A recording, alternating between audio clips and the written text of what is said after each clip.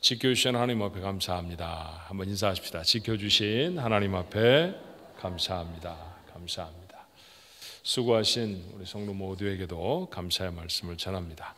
자, 오늘 교회 생일에 또 5월 첫 번째 주일에 저희들에게 주신 사명을 함께 나누는 일이 퍽 의미 있는 것 같아요. 이런 교회가 되도록 하나님 도와주십시오. 저희도 하나님의 도우심에 반응하겠습니다. 우리 그런 마음을 함께 나눌까요? 샌프란시스코 중앙장로교회는 하나님의 영광을 위하여 하나님께 예배드리며 사랑으로 교제하며 예수님의 제자가 되어 삶으로 복음을 전파하는 하나님의 백성입니다. 아멘. 하나님이 그런 교회가 되도록 이제까지 지켜주셨지만 앞으로도 도와주실 줄로 믿습니다. 우리는 또 그런 도우심에 부지런히 응답하는 착하고 충성된 그런 성도들이 되시기를 바랍니다. 성경을 읽으면 때로 좀 당황스러운 구절들을 만나죠. 그 중에 하나는 이런 말씀이에요. 야고보서 2장 26절에 있는 말씀입니다. 영혼이 없는 몸이 죽은 것 같이 행함이 없는 믿음은 죽은 것이니라. 야고보 사도의 질타인데요. 죽은 믿음이 있다는 선언은 분명 당황스러운 것입니다. 삶에 아무런 능력도 발휘할 수 없는 믿음, 지적으로는 동의를 하지만 가슴을 뜨겁게 하지 못하는 믿음, 관습에 젖어서 그런 줄은 아는데 실제에 닥쳐서는 받아들이지 못하는 진리, 이런 것들이 죽은 믿음들일 거예요. 베다니에 사는 나사로의 가정과 주님은 매우 친밀한 관계를 가지셨습니다. 그런데 그 나사로가 갑자기 죽었죠. 전도 여행의 행로를 바꿔서 베다니로 오신 예수님이 오라버니의 죽음 앞에 오열하는 마리아와 마르다를 만나십니다. 27절의 말씀이죠. 내 오라비가 다시 살리라. 예수님이 하셨던 말씀이에요. 어쩌면 가장 기다려온 말씀 아닐까요? 병들었던 이가 고침을 받는 것보다 죽었던 이가 살아나는 것은 얼마나 더 간절했겠습니까? 자, 이에 대해서 마르다가 뭐라고 대답하던가요? 24절의 말씀에 마지막 날 부활에는 다시 살 줄을 내가 아나이다. 훌륭한 신앙 고백이죠. 겉으로만 보면 적어도 그렇습니다. 하지만 예수는 베드로가 신앙 고백을 했을 때처럼 칭찬하지 않으세요. 주는 그리스도시요 살아계신 하나님의 아들이십니다 라고 베드로가 고백했을 때 바요나 시몬아, 이건 내게 알게 아니는 하늘에 계신 아버지시다. 그리고 내가 내게 천국의 열쇠를 준다. 그렇게 말씀하셨던 예수님의 태도와는 좀 달라요. 자, 뭔가 좀 부족하다고 하시는 말씀처럼 들리죠. 다시 한번 힘을 주어 이렇게 가르치십니다. 우리가 너무나 잘 아는 말씀, 요한복음 11장 25절로 26절의 말씀입니다. 예수께서 이르시되 나는 부활이요 생명이니 나를 믿는 자는 죽어도 살겠고 무릇 살아서 나를 믿는 자는 영원히 죽지 아니하리니 이것을 내가 믿느냐. 마치 24절과 25절 사이에는 그것뿐이냐라고 꾸중하시는 주님의 물음표와 뭐가 잘못됐나요? 라고 묻는 마르다의 의아함이 내포되어 있는 것 같아요. 사실 25절의 말씀은 예수님이 마르다의 믿음에서 부족한 것이 무엇인지를 일깨워주는 말씀입니다. 자, 행간의 말씀을 채워서 다시 구성해 보면 아마 이 정도가 되지 않을까 싶어요. 마르다야, 나를 그 정도로밖에 보지 않느냐? 마지막 날이 되어서야 너의 오라비를 살릴 수 있고 지금은 전혀 아무것도 할 수 없는 그런 사람으로 믿고 있느냐? 크게 오해하였구나. 내가 너에게 분명히 다시 말해주지. 나는 부활이요 생명이니. 이렇게 하신 말씀이 바로 오늘 우리의 본문의 말씀이라는 것이죠. 부정적으로 말한다고 하면 마르다의 믿음이 잘못되었다는 것을 지적하는 엄한 꾸중으로도 볼 수 있습니다. 예수님의 말씀을 듣고 난 마르다가 마침내 이렇게 고백하지요. 27절의 말씀에 이르되 주여 그러하외다. 주는 그리스도시요 세상에 오시는 하나님의 아들이신 줄 내가 믿나이다. 자, 오늘 저는 여기까지 본문으로 정했습니다만 요한복음의 나머지 부분도 여러분은 모르지 않으십니다. 자, 오늘 마르다가 고백한 27절의 말씀 여기까지 많은 그리스도인들이 와 있을 것입니다. 하지만 성경은 대부분 우리의 믿음의 수준이 어떤지를 계속해서 지적하시죠. 예수님은 마르다를 데리고 나사로의 무덤으로 가셨습니다. 벌써 장사를 지낸 지 나흘이나 되었고 그리고 중동 지방에 타는 듯한 더위는 부패를 가속시켜서 무덤 근처에는 불쾌한 냄새로 가득 차 있습니다. 그때 예수님께서 무덤에 돌을 옮겨 놓으라고 말씀하십니다. 죽은 나사로의 얼굴을 한번 보시겠다는 것이었을까요? 내가 보지 못하고 장사를 지내버렸으니 얼굴이나 한번 보자꾸나, 그런 말씀이겠습니까? 아니죠. 무덤 문을 옮겨 놓으라는 것은 죽어서 나흘이나 돼 이미 장사 지낸 자의 그 무덤의 문을 열어놓으라는 것은 다시 살리시겠다는 말씀에 다름이 아닐 것입니다. 그런데 그 말을 들었던 마르다가 뭐라고 대답하나요? 39절의 말씀에 보면 이렇게 대답하지요. 그 죽은 자의 누이 마르다가 이르되 주여, 죽은 지가 나흘이 되었음에 벌써 냄새가 나나이다. 자, 돌을 굴려 놓아라 라고 말하였더니, 주님이 그렇게 말씀하셨더니 마르다가 대답해요. 나흘이나 됐어요. 냄새가 벌써 나지 않습니까? 살리실 수 있다는 얘기입니까? 살리실 수 없다는 얘기입니까? 조금 전에 주님이 부활하시라는 얘기를 듣고도 마르다는 무덤 앞에 서서는 예수님이 그를 살리실 수 없다고 말합니다. 마지막 날에는 다시 살아날 것이라는, 주는 그리스도시요 하나님의 아들이시라고 했던 신앙 고백과 얼마나 많이 다른지 모릅니다. 당연한 자인의 한계를 벗어나지 못하는 연약한 믿음이죠. 야고보의 말대로 죽은 믿음입니다. 아마도 그녀가 예수님이 부활이심을 진짜 믿었다고 하면 이런 식으로 반응하지는 않았을 겁니다. 마르다의 문제는 바로 거기에 있었죠. 그녀의 믿음은 고백은 하면서도 오라비가 죽은 비통한 현실에는 전혀 도움이 되지 못하는 무력한 것이었습니다. 마르다만의 문제일까요?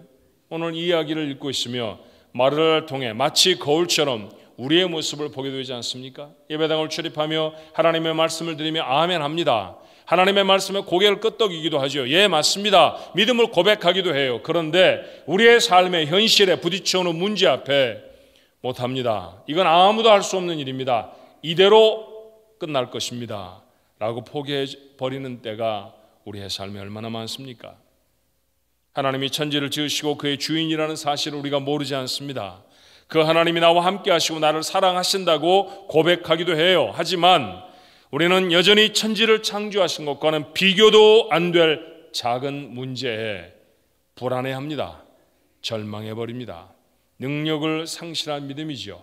이런 믿음으로 계속 간다고 하면 이 믿음을 야고보가 보았을 때 뭐라고 말할까요? 죽은 믿음이라 말하지 않겠습니까? 나라들마다 잠자는 침구의 모습은 조금씩 달라요. 일본 사람들이 방에 침구를 올려놓는 그 바닥, 그것을 꾸미는 재료를 다담이라고 하죠. 아시는 분 계시죠? 넓은 판처럼 지프로 엮어서 만들어서 바닥을 덮는 그런 구조로 되어 있습니다. 한 장씩 한 장씩 드러내기도 하죠. 제가 어렸을 때는 일본이 우리나라를 잠시 지배했던 때에서 별로 멀지 않아서 그랬는지 저희가 보통 사는 집에도 그 다다미 빵들이 종종 있곤 했었어요. 심지어 다다미를 만들어 파는 가게들도 기억이 납니다. 자, 일본의 한 곳에서 있었던 오래된 이야기입니다만 충격적인 사건 하나를 신문에서 읽었던 기억을 지울 수가 없습니다. 한 노인이 자신이 살던 집에서 돌아가셨습니다. 자, 갑자기 돌아가셨으니까 왜 돌아가셨는지 조사를 했겠죠. 그런데 충격적이게도 그 노인의 죽음의 이유는 굶어서 돌아가신 거예요. 음식을 섭취하지 못해서 영양 부족으로 그만 그곳에서 돌아가 버리셨습니다. 얼마나 가난하셨으면 식사를 하지 못했을까, 자기의 식사 한 끼도 해결하지 못했을까 라고 하는 생각에 주변에 많은 사람들이 안타까워했고요. 그분이 살아계실 때 따뜻한 음식이라도 한 그릇 가져다 드리지 못했던 이웃들은 괜스러운 죄책감에 빠지기도 했었습니다. 자, 그분을 화장을 정성껏 해서 장례를 지내드리고, 자, 다다미를 다 걷어내야 되잖아요. 죽은 사람이 오랫동안 누워 있었던 것이니까 그 다다미를 걷어내서 이제 태워야죠. 다 없애야죠. 그래서 다다미를 걷어내는데 이게 어떻게 된 일입니까? 다다미 밑에서 수백만 엔, 종이로 되어진 수백만 엔의 돈을 발견하게 된 거예요. 자, 이유는 내용은 그랬습니다. 이 노인이 부지런히 일해서 열심히 돈을 벌어서 돈을 가져오면 그 돈을 차곡차곡 어디다 넣어놓으셨느냐 하면 자신이 사는 집에 다다미 밑에다 다 넣어 놓으신 거죠. 자, 사실은 돈을 벌어서 그것을 음식물도 사고 따뜻한 옷도 사 입고 난방도 하셔야 할 터인데 그런 사용과 씀씀이는 하나도 쓰지 않고 그저 다다미 밑에 쟁여만 놓으셨던 겁니다. 그리고 그분은 굶어서 죽으셨어요. 만약에 우리의 믿음이 죽은 믿음이라고 하면 오늘 이 노파의 방바닥에 깔려있는 수백만 행의 그 가치를 가지고 있는 돈과 다를 게 무엇입니까? 마르다의 믿음이 굶주려 죽게 된 사람의 방바닥에 깔려있는 수백만 행의 돈과 다르지 않다는 사실이 들지 않으시나요? 살아있는 믿음은 현재의 삶의 자리에서 힘을 발휘하고 효력을 나타내는 능력이 있어야 하는 줄로 믿습니다. 세상 마지막 날에는 어쩌고 저쩌고 하는 그런 식의 표어가 아니죠. 주는 그리스도시요 살아계신 하나님의 아들이라고 고백했다고 하면 하나님은 죽은 자를 살리시며 없는 것을 있는 것 같이 부르시는 능력 있으신 분으로 믿어야 하는 것 아닙니까? 예수님은 자신이 생명 자체의 부활 자체라고 분명히 선언하셨습니다. 생명의 원천인 자신 앞에 있는 나사로는 이제 더 이상 죽은 시신이 아니라는 것이죠. 주님이 무덤 앞에 서 계신다고 하면 더 이상 그것은 무덤이 될 수 없습니다. 주님이 문제 앞에 서 계시면 그것은 더 이상 문제일 수 없다는 얘기로도 표현할 수 있지 않을까요? 인생이 만날 수 있는 가장 큰 절망은 무엇일까요? 죽음입니다. 다들 죽음을 두려워합니다. 죽음은 마지막이라고 생각하는 것 때문이죠. 그런데 주님이 그것을 깨트리세요. 죽음을 깨트리셨다고 하면, 죽음을 해결하셨다고 하면 다른 것은 더 이상 문제일 수 없지 않습니까? 주께서 하신 말씀 25절로 26절의 말씀을 다시 새기죠. 나는 부활이요 생명이니 나를 믿는 자는 죽어도 살겠고 무릇 살아서 나를 믿는 자는 영원히 죽지 아니하리니. 다시 묻습니다. 이것을 내가 믿느냐? 아멘입니다. 그렇죠. 믿음이 죽음을 이긴다는 약속 아닙니까? 믿음은 이렇게 강합니다. 인생에 경험할 수 있는 수많은 문제, 어떤 종류의 어려움이라 할지라도 믿음이 있다고 하면 이길 수 있다는 선언, 바로 그 말씀이죠. 그리고 주님은 죽은 지 나흘이나 된 나사로를 살려내셨습니다. 그리고 주님이 친히 얼마 후에는 죽음을 깨고 부활하시죠.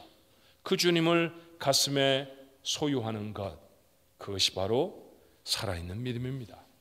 2000년 전 예수님이 나를 위해 십자가에 돌아가셨어 라고 동의하는 것이 아닙니다. 그 사건을 아는 것이 아닙니다. 그 사건을 지금 내 가슴에 담고 살아가는 사람, 그가 바로 살아있는 믿음을 가진 사람이죠. 바울은 이런 고백을 합니다.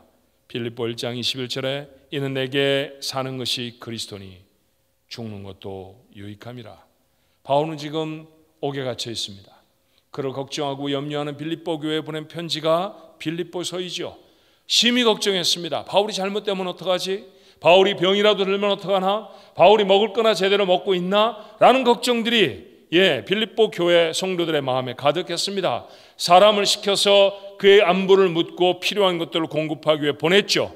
그 사람 편에 들려보낸 편지에 그가 적었던 말씀이 내게 사는 것은 그리스도라고 고백합니다. 그러므로 죽는 것도 유익하다고 했어요. 바울은 정말로 강한 사람이었습니다. 바울의 강했던 이유를 아십니까? 그의 출중한 학문 때문이었을까요? 공부를 많이 한 사람이었기 때문입니까? 남이 갖지 못한 신분 때문이었나요? 아닙니다. 오늘 그가 빌립보 교회 성도들에게 고백하는 것처럼 그는 살아있는 주님을 마음에 담은 사람이었기 때문입니다. 내게 사는 것이 그리스도니. 그가 감옥에 있든 그가 바깥에 나와 있든 그가 고난을 당하든 아니면 편안한 삶을 살아가든 그의 안에 계시는 분은 살아계신 그리스도이셨습니다. 그 그리스도를 담고 나니 죽는 것도 두렵지 않았어요. 감옥에 갇혀서 최악의 상황이 일어난다고 하면 그러나 사형의 언도를 당하고 그럼 죽을 것입니다. 그 죽음조차도 그에게는 두려운 마음이 들게 하지 못했습니다. 이 세상에서 가장 강한 사람은 죽음을 극복한 사람이고요. 그 사람은 다름 아닌 살아있는 믿음을 소유한 사람인 줄로 분명히 믿습니다. 누구든지 살아있는 믿음을 소유하기만 한다고 하면 현실에서 직면하는 여러 가지 어려운 문제를 놓고 그것을 보는 눈, 그것을 생각하는 마음, 그것을 다루는 태도가 바뀌게 되지 않겠습니까?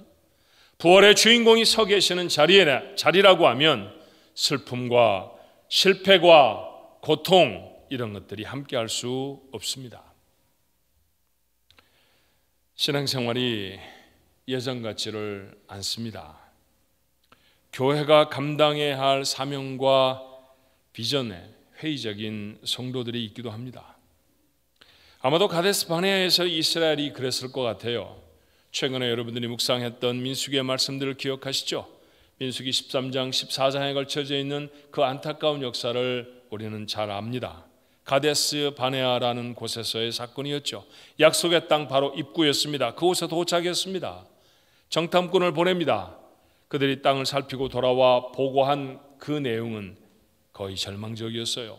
땅은 너무 좋은데, 땅은 너무너무 좋은데, 그 땅이 내는 소출은 이렇게 풍성한데, 그런데 문제는 이미 차지하고 있는 사람들이 있다고 합니다. 빈 땅이 아니었습니다. 차지한 사람들을 쫓아내야 그곳을 정복하고 자기 것으로 할 수 있습니다. 그런데 이미 차지하고 사는 사람들이 거인들이라고 했습니다. 자신의 힘으로는 쫓아낼 수 없을 것처럼 보입니다. 이길 수 없다고 했습니다. 그 보고를 들었던 200만 명이 통곡을 합니다. 그런데 그들 중에 두 사람이 벌떡 일어나지요. 여호수아와 갈렙이라는 사람이었어요. 민수기 14장 8절에 그렇게 일어난 그들이 무슨 얘기를 했는지를 이렇게 기록합니다. 여호와께서 우리를 기뻐하시면 우리를 그 땅으로 인도하여 드리시고 그 땅을 우리에게 주시리라.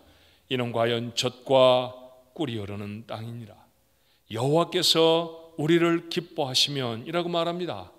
모두가 다 잊고 있었던 하나님이었습니다. 보고를 받을 때 하나님은 간 곳이 없었죠. 그 땅의 풍성한 모습을 보았을 때도, 이미 차지하고 있는 사람들에 대한 보고를 들을 때도 그들의 기억에 하나님은 없었습니다. 그런데 이 두 사람이 벌떡 일어나 하나님을 기억에 소환해냅니다. 자신들이 처한 상황에 하나님을 더해내죠. 살아있는 믿음은 현실을 부정하는 것이 절대로 아닙니다. 과소평가하는 것도 아닙니다. 현실에 하나님을 더하는 것입니다. 이것이 살아있는 믿음입니다. 현실만 바라보는 사람은 믿음이 살아있다고 할 수 없죠. 그 현실에 살아계셔서 지금도 나와 함께 하신 하나님, 그 하나님을 더해낼 수 있는 사람, 이 사람이야말로 살아있는 믿음을 가진 사람입니다. 살아있는 믿음을 가진 사람이 기도하죠. 여러분, 기도라는 건 누군가에 대해서 하는 말이잖아요. 그런데 그 말을 듣는 대상이 살아있다는 생각을 하지 않으면 어떻게 기도하겠습니까? 하나님이 살아계시다는 사실을 믿는 사람만큼 하나님 앞에 분명하고 그리고 절절한 기도를 드릴 수 있는 사람은 없습니다. 살아있는 믿음을 가진 사람이 사명의 한 걸음을 내딛습니다. 분명히 눈으로 보기에는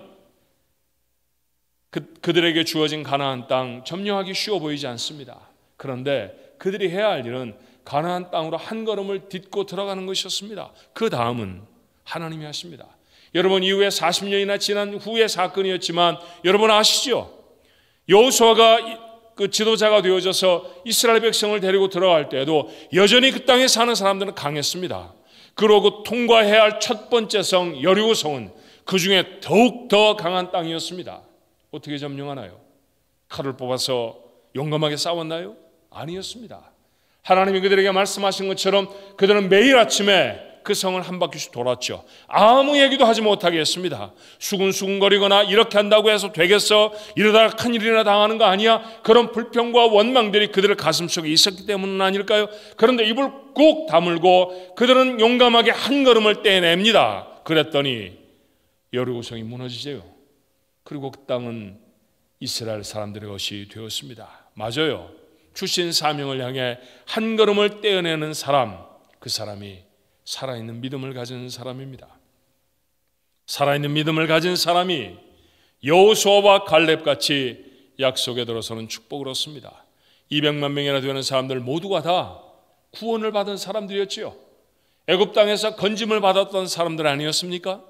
홍해를 건넜던 사람들이었고요. 만나를 먹으며 살았던 사람들이었고, 반석을 치면 그곳에서 솟아났던 물로 목을 축이며 지나왔던 사람들이었습니다. 그런데 그들 중에 장정 중에서 여호수아와 갈렙을 제외한 모든 사람은 가나안 땅을 맛보지 못합니다.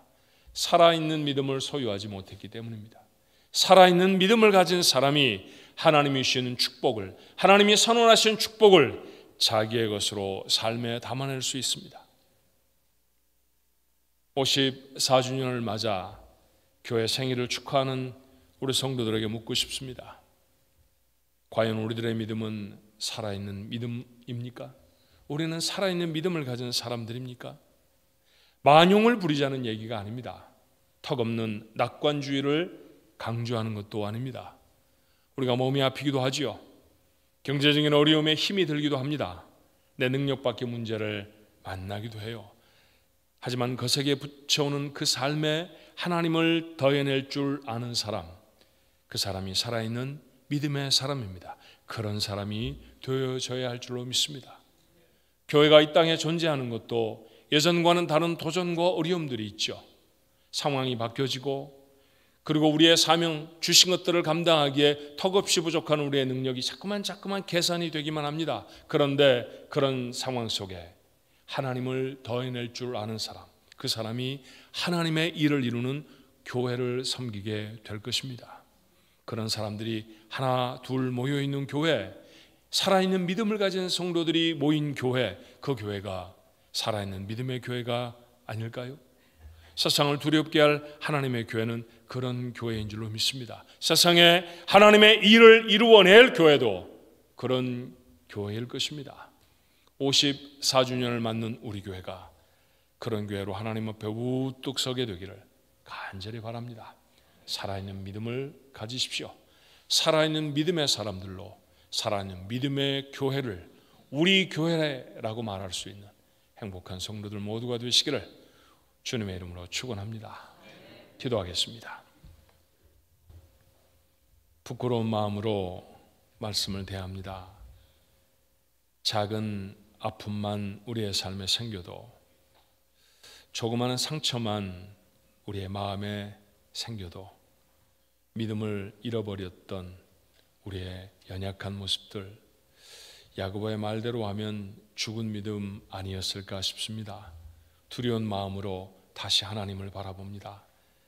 나를 향해 구원을 베푸신 하나님, 나를 위하여서 십자가를 지시고 나를 위하여서 무덤문을 여시고 부활해 내신 우리 주님, 그 주님이 내 안에 계시는 줄로 믿습니다. 그 주님을 믿는 믿음으로 하나님 앞에 섭니다. 우리가 만나는 문제와 우리가 바라보는 사건과 환경들이 아무리 어렵고 힘겹다 할지라도 그 가운데 살아계신 하나님을 더해내는 귀한 역사가 우리에게 일어날 수 있도록 축복해 주시옵소서. 사실을 다 보고 돌아왔습니다. 그러나 여호수아와 갈렙 두 사람만 그 사실에 하나님을 더해낼 줄 압니다. 그 사람들이 하나님의 약속의 땅을 밟습니다. 아버지 하나님, 축복을 구경만 하는 사람들이 아니라 우리의 삶에 감당해내는 성도들, 우리의 삶으로 경험해내는 하나님의 교회가 될 수 있도록 우리에게 닥쳐온 모든 상황 앞에 살아계신 하나님을 더해내는 살아있는 믿음을 가진 우리 가족 모두가 되어지도록 주님 축복해 주시옵소서. 죽어버렸던 오라비, 그 슬픔의 자리에 주님이 계십니다. 그러면 됩니다. 그러면 아무것도 아닙니다. 살아날 것이고 일어날 것이고 모든 사람을 깜짝 놀라게 할 것이며 하나님 앞에 영광을 돌릴 것입니다. 이런 우리의 자연인으로 보기에는 불가능하게 보이고 도무지 해결되지 않을 것처럼 보이는 어려움 앞에서도 담대하게 부활하신 우리 주님을 믿는 믿음으로서는 우리 가족들 모두가 되게 하시고 우리 교회가 되게 하셔서 하나님의 험악한 세상 속에 하나님의 뜻과 하나님의 일을 이루어내는 거룩한 교회, 우리 교회가 되도록 축복해 주시옵소서. 54년을 지켜주셨듯이 또 다른 시간들도 하나님이 지켜주실 줄로 믿습니다. 하나님이 역사하실 줄로 믿습니다. 그 하나님이 함께 하시는 시간들을 함께 걸어가는 복된 성도들 저희가 되어지게 축복하옵소서. 예수님의 이름으로 간절히 기도하옵나이다. 아멘.